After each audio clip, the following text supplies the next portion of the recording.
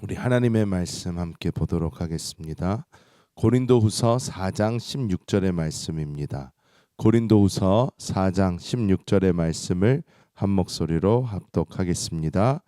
그러므로 우리가 낙심하지 아니하노니 우리의 겉사람은 낡아지나 우리의 속사람은 날로 새로워지도다. 아멘. 사람은 태어나서 살기 위해 태어난 존재보다는 죽음을 향해서 점점 다가가고 있는 그러한 존재입니다. 사람은 모두 다 죽습니다. 그리고 이 육신은 언젠가 멈추게 되어 있습니다. 우리가 1년 이렇게 시간이 이렇게 지나다 보면 몸이 계속해서 쇠퇴해져 가는 것을 보곤 합니다. 아무리 관리를 잘하고 열심히 어떻게 해보고 해도 이 몸이 우리가 더 젊었을 때에 또 우리가 아이가 태어나고 아이들이 막 성장하고 하는 그 시기에 있는 그 생명력을 절대로 이 다 큰 사람이 이렇게 따라갈 수 없음을, 또 나이가 한 살 더 지나갈수록 더 따라잡을 수 없음을 우리가 분명히 보곤 합니다. 또 이 육신을 보면 이 육신은 날이 갈수록 쇠퇴해져 갑니다. 아픈 곳도 점점 더 많아지고 문제도 많아지고 이전까지는 괜찮았던 것들이 더 이상 괜찮지 않아지는 것을 우리는 많이 보게 됩니다. 젊었을 때만 해도 뭐 이런 거 문제가 없었는데 하던 부분까지 이제 문제가 생기곤 합니다. 오늘 이 말씀을 보면 4장 16절 그러므로 우리가 낙심하지 아니한다 이렇게 먼저 시작을 합니다. 즉 이 말은 무슨 말이냐? 이것은 낙심할 정도의 어떠한 우리에게 영향을 미친다는 것입니다. 원래 이 육신이 쇠퇴해져 가고 육신이 연약해지는 것을 우리가 볼 때에 우리의 마음속에는 정말로 낙심이 됩니다. 진짜 몸이 이렇게 또 망가지는구나, 또 이런 식으로 아프구나 하면서 사람이 몸이 아플 때에 그것이 확연하게 드러나게 됩니다. 근데 오늘 이 말씀은 우리 보고 낙심하지 마라 이렇게 말씀을 하면서 우리에게 당연한 육신의 이 쇠퇴를 보여주고, 하지만 우리의 내적인 생명은 날이 갈수록 새로워진다 이렇게 말씀하고 있습니다. 오늘 이 말씀이 우리에게 주시는 은혜는 무엇일까요? 먼저 우리가 보아야 되는 것은 이 겉사람의 낡아짐에 대해서 우리가 먼저 보아야 합니다. 이 겉사람은 우리가 낡아지는 것을 봅니다. 날이 갈수록 쇠퇴해져 갑니다. 이것이 우리에게 결코 이렇게 긍정적이지 않죠. 우리가 내가 정말로 몸이 더 이상 이렇게 옛날처럼 움직이지 않는구나. 내가 조금만 뭐를 해도 막 다칠 것 같고 조금만 뭐를 해도 이렇게 힘들고 이런 것을 이렇게 볼 때에 우리가 내가 이전 같지가 않다 하면서 낙심이 될 수 있지만, 이것이 우리에게 주는 또 소망 또한 있다라는 것입니다. 육신의 쇠퇴라는 것은, 이 육신, 여기서 말하는 이 육신은 아담으로부터 우리가 가지고 오는 이 육체를 이야기하는데, 이것은 우리로 하여금 하나님을 붙잡지 못하게 하고 나 스스로를 의지하게 하는 많은 것을 포함하고 있습니다.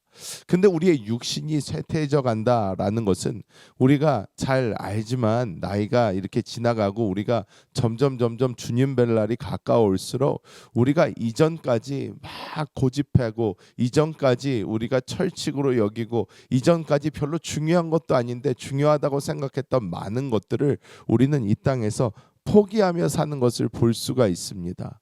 이전까지는 내가 건강했기 때문에, 내가 힘이 있었기 때문에, 내가 뭐 돈이 있었기 때문에, 내가 지식이 있었기 때문에 내가 그것을 붙잡고 이거면 돼 하며 살았지만, 나이가 먹어갈수록 우리가 우리의 육신의 끝을 다가가면 다가갈수록 내가 의지할 것이 없구나라는 것을 깨닫게 되고 우리가 올바른 곳으로 우리의 눈을 돌릴 수 있게 된다라는 것입니다.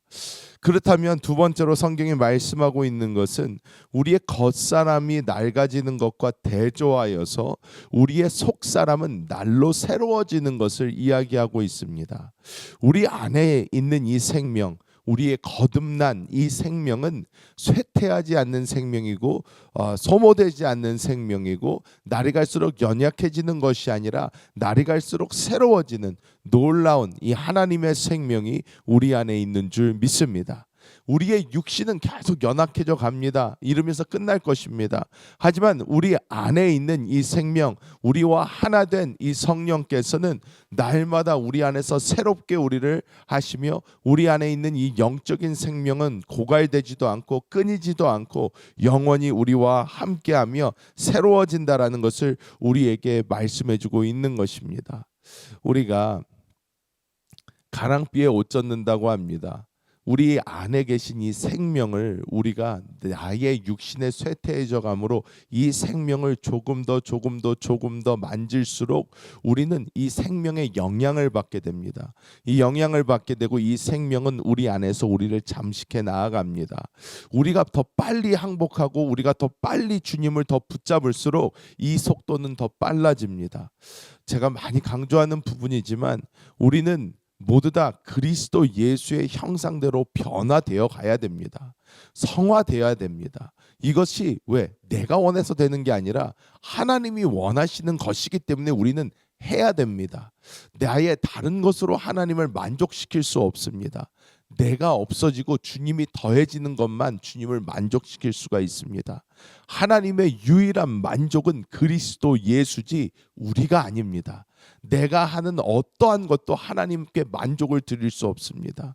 오직 그리스도만이 하나님의 만족이 되십니다.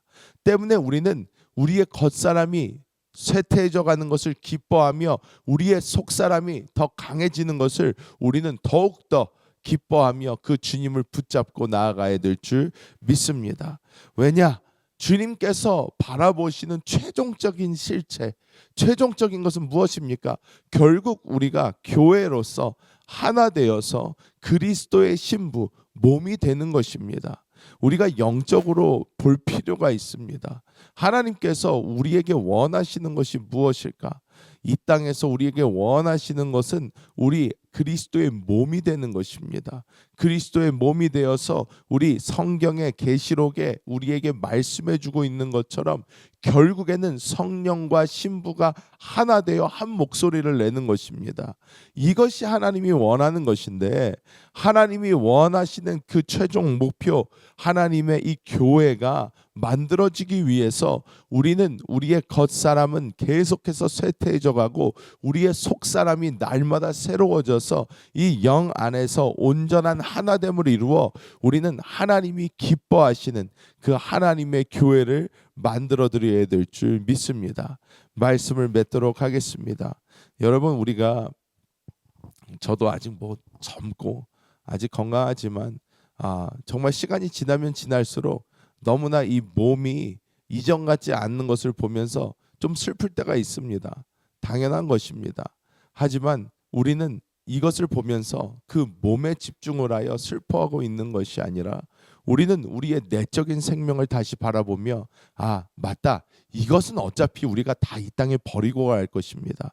우리가 못 갖고 갑니다. 하나님께서는 언젠가 우리에게 새 몸을 주실 것을 약속해 주셨습니다. 부활의 몸을 입을 것입니다.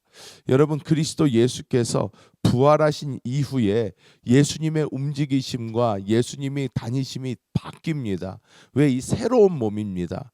그리고 여러분, 우리가 성경을 보면 굉장히 우리가 잘 이해해야 되는 부분이 예수님께서 부활하신 이후에 사람들이 예수님을 이렇게 볼 때 예수님을 못 알아봅니다. 예수님을 못 알아봐요. 예수님을 그렇게 쫓아다녔던 이 마리아, 예수님을 가장 먼저 봤잖아요. 이 부활한 후에 예수님을 제일 먼저 봤지만 마리아가 예수님을 코앞에 두고도 못 알아봅니다. 절대 못 알아봐요. 제자들도 예수님을 못 알아봅니다. 아무도 못 알아봐요. 왜? 예수님이 육신을 입고 이 땅에 다니셨을 때의 모습과 달라요. 다르다는 것입니다. 똑같지가 않아요. 거룩한 몸, 주님께서 새 몸을 입으신 거예요. 하나님께서는 우리에게 이 부활의 몸을 성경을 보면 약속을 하십니다. 우리가 이 육신, 우리를 지금 괴롭히고 우리를 병들게 하고 우리를 아프게 하고 우리를 약하게 하는 이것 우리가 벗어 던질 것입니다. 우리가 그날을 바라보며 하나님이 원하시는 이 교회를 이루어드리기 위하여 주님 앞에 믿음으로 날마다 승리하며 나아가야 될 줄 믿습니다.